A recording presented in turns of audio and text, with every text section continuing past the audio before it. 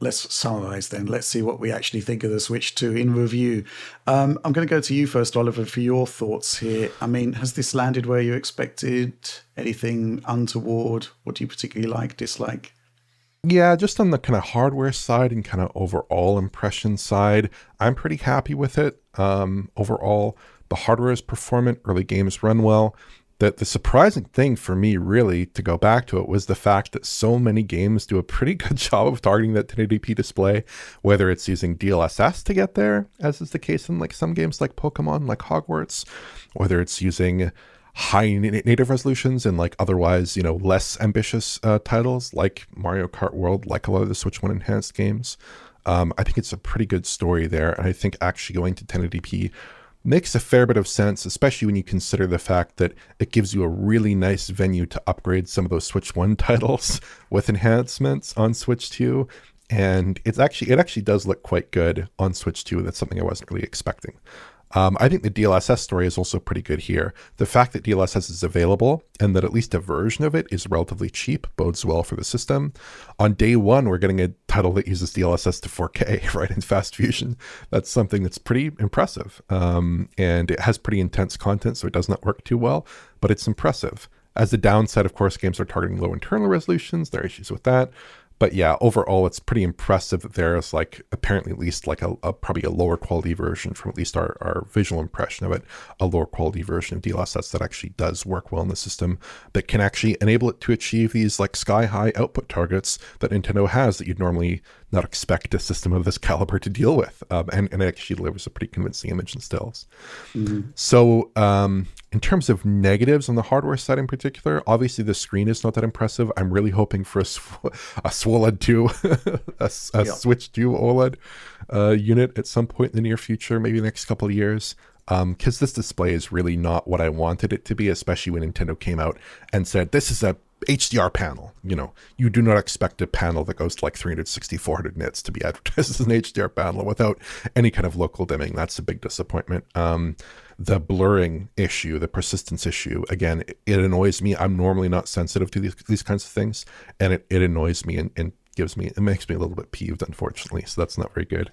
The other big disappointment is just the UI quality, which I feel is degraded relative to Switch 1 as of like a few months ago. It's just not where I'd want it to be. The VGC system is obviously a big part of that, but also just the difficulty of managing Switch 1 titles and now Switch 2 titles, keeping them separated. Again, that should be a better system. But overall, I feel like this is a good platform for Nintendo games for the next 6, 7, 8 years. I think games look pretty good on it. I think games run well. I've been generally impressed with the overall performance of titles on the system. I've been impressed with the efficiency of the system. I'm impressed with the physical outlay of the system. I think it's forward-looking in some good ways by Nintendo standards with the adoption of technologies like HDR, like VRR. And it's pretty astounding in terms of performance and efficiency relative to other devices that have a similar form factor. I think it's very impressive, and I think it will remain impressive for probably quite a while. So yeah, I'm impressed with it overall. Maybe we could have some comments on the software quality and things like that. But I think this is going to be a good system to carry Nintendo through for the next generation of console software. Mm-hmm. John? Yeah, I mean, I kind of agree with you on a lot of that, Oliver. And fundamentally, this is a vehicle for the next 8 years of Nintendo software. And I think as such, it's a pretty good piece of hardware. But they've kept up the tradition of Nintendo, which is releasing a portable system with a screen that instantly makes you want an upgraded version of the system. It was like that for the Game Boy, the Game Boy Advance, the DS, the 3DS, the original Switch, and now the Switch 2. The only one where that's not the case is the Virtual Boy, which has an amazing screen with like CRT-like motion clarity that absolutely destroys the Switch 2. But the screen is really only my really only big issue with it, and that is kind of a big issue if you want to use the system portably, because honestly, with the size of it and the lack of motion clarity, I actually find it hard on the eyes. Like my brain wants to lock on to images as I do on other displays, but it can't because it just blurs, and I find that gives me kind of like eye strain in a way that I don't like. So it's not that pleasant to use. So that is a huge bummer. But as far as like the docked experience is going, I mean, the hardware seems great. It's powerful enough for it. It's very efficient. and I'm very eager to see what Nintendo games look like going forward, because it's nice to finally be at a point where image quality is not a huge problem on a Nintendo system. Hmm. That's great. Right. The resolutions are Mhm. much higher. They've got HDR in there. Things are just looking good on that front. And Nintendo loves 60 FPS. They did it a lot on Switch 1. I think we'll see even more of it this time. Maybe we'll even see some 120 frames per second Nintendo games, which I never thought we'd get to. But Yeah. yeah. Plus the backwards compatibility is amazing. The updated software that actually received proper Switch 2 updates is also really nice. It's basically like Nintendo looking at Dolphin and one-upping them in a lot of ways, which is cool to have that officially done. Uh, so yeah. Oh, we didn't mention the speakers, by the way, the sound capabilities. And Oh yeah. I will say, one, I've had better luck pairing Bluetooth headphones to the Switch 2 versus Switch 1. Switch Hmm. 1 was very inconsistent. Some of my headphones did not work wirelessly with it. Some did. It works better on the Switch 2 thus far. The actual built-in speakers, I think, sound a lot better overall, but they're still not as loud as I would like. And once you've experienced like as Apple hardware with their speakers, you realize like how far off most mobile devices are. Like a MacBook Pro or like the recent iPads or even the recent iPhones, like the sound quality is just another level, and they get really loud. Switch 2 is much less loud, and it sounds good, but it's not as much as I'd like. So Hmm. it's good but not great.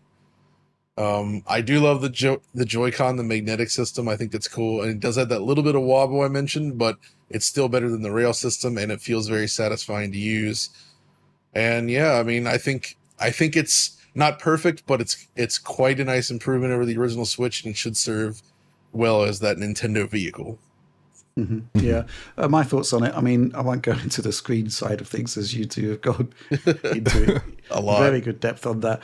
Yeah. Ultimately, I think the hardware's great. I think they've done a really good job with it. I think the pricing possibly slightly high, but I don't think anybody's going to feel shortchanged by it, particularly if you got the Mario Kart bundle. I think that was a fairly good deal, I think. Hmm. And going on to Mario Kart, I mean, that is going to be for a lot of people the first point of contact with this new system. And I think they've knocked it out of the park with a fantastic piece of software. And that's kind of what you want going into a new console generation, right? Because, the 60 frames per second, the open world, all of those characters, it just looks great. It feels like something you couldn't really have done on the original system. It's kind of like making a statement, and not really in terms of like, technological supremacy as such. Because I think it's more about the fact you're just having a great time, and it looks great and it Hmm. feels great, and that's kind of what Nintendo is all about, and they've delivered. So I'm really looking forward to their next big release, which will be Donkey Kong Bonanza, I believe, on the first party front. Oh The other yes. thing, of course, is you're quite right. All of those Switch 1 games that have received Switch 2 enhancements, which we're going to find time to cover at some point, but you know it also goes to show how timeless those original games are on the Switch 1. And you can just increase the resolution and frame rate and not do much more to them. And those games are still like as good as they were the day they came out. I think that's fair to say. It's just something about what Nintendo does that is just extraordinary. Hardware side, beyond the screen, literally the only thing that annoys me is the length of the USB cables, and for that to be the point of annoyance, I think is points to a job well done pretty much everywhere else. So yeah, hats off to Nintendo. The efficiency side of things is just extraordinary. Bodes well, I think, potentially for whatever Nvidia is doing for itself in the laptop and handheld space, right? Because if they could achieve this on like a really old process node with an out of date architecture, the concept of them bringing their newer architectures on a more modern process node is potentially mouthwatering, right? And the fact that you're Hmm. getting this efficiency of Switch 2, which if the tests work out the way I think they do, it's just going to knock the Steam Deck completely out of the park on that front. I think it's an astonishing achievement. And that's what I think of the Switch 2. Oh, and of course, that Pro Controller really is something special. I was not expecting that. And I think, going into this, looking for surprises, it's quite interesting that, a peripheral made such an impact, but it really is really, really good. But yeah, we've got a lot more Switch 2 stuff to come. But before we go, any final comments from you guys? I think that the software side of things is kind of interesting. Obviously, Mario Kart World is like the key title there, like you said, Rich. It's a really great game, really enjoyable. I enjoyed covering it. I've enjoyed playing it. I think I've logged like 45 hours or something in Godly that title so far. I'm really having a lot of fun with it.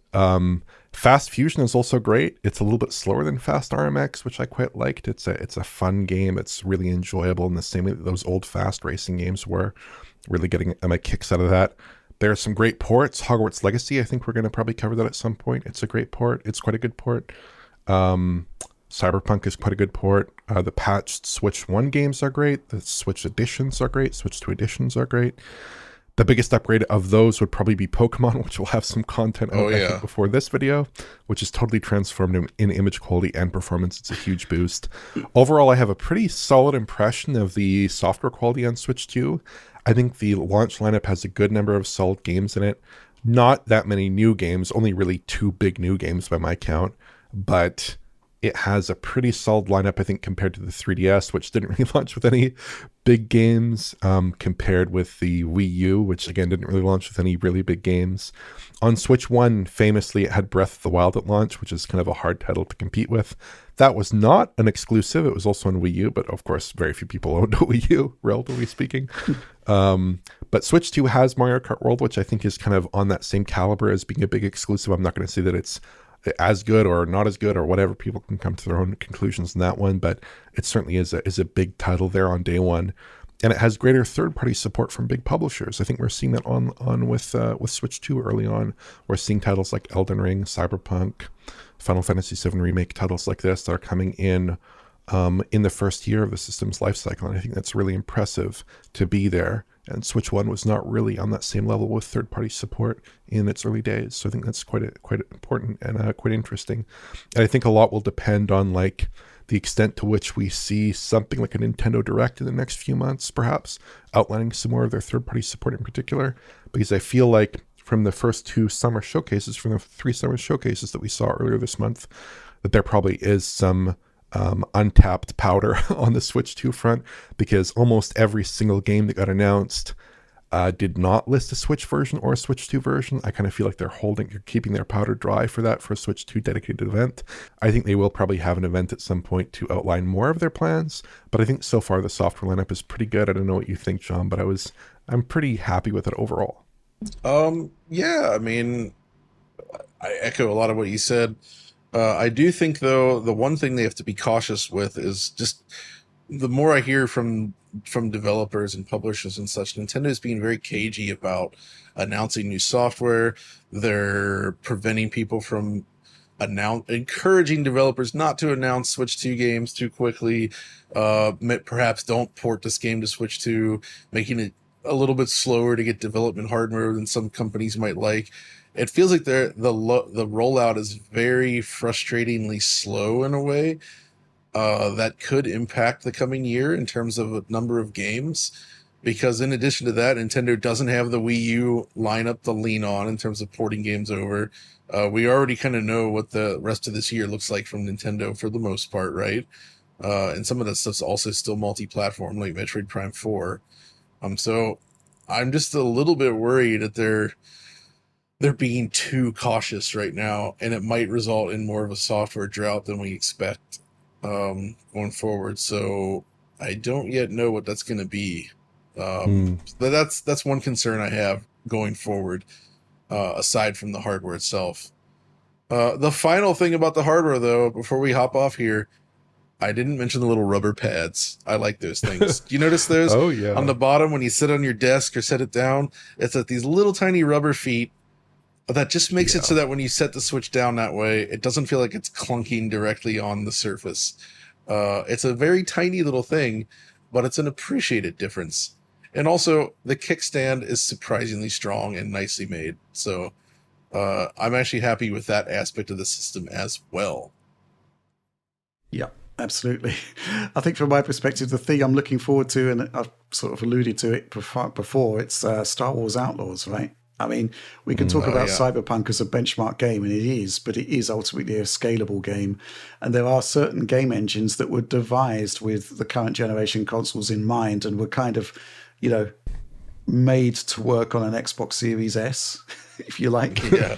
So the concept of being able to run those games on a machine like the Switch 2, which is at a different hardware performance bracket altogether, really looking forward to seeing how that works out. But again, and I've said this many, many times, don't discount the ingenuity of developers. It might take some time to get there, but we saw some tremendous things on Switch 1. Yep. And I'm fully expecting to see the same thing on Switch 2.